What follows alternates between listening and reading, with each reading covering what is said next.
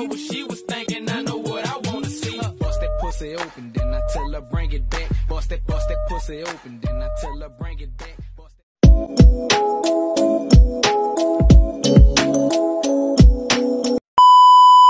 Hi everyone, today I'm going to explain and demonstrate the different locomotor movements.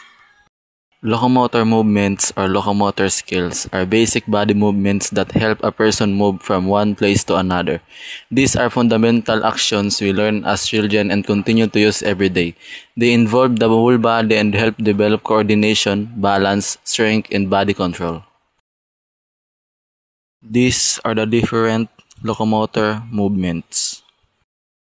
Walking, moving from one place to another by taking steps with one foot always touching the ground.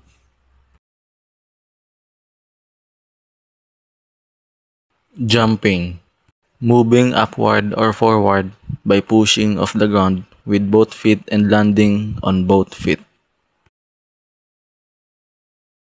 Leaping, taking off from one foot and landing on the opposite foot, usually over a distance.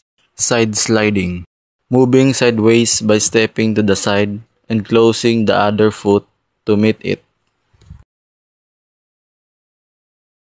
Galloping, a forward movement for one foot leads and the other foot allows behind it. Lunges, a movement where you take a big step and bend your knees to lower your body.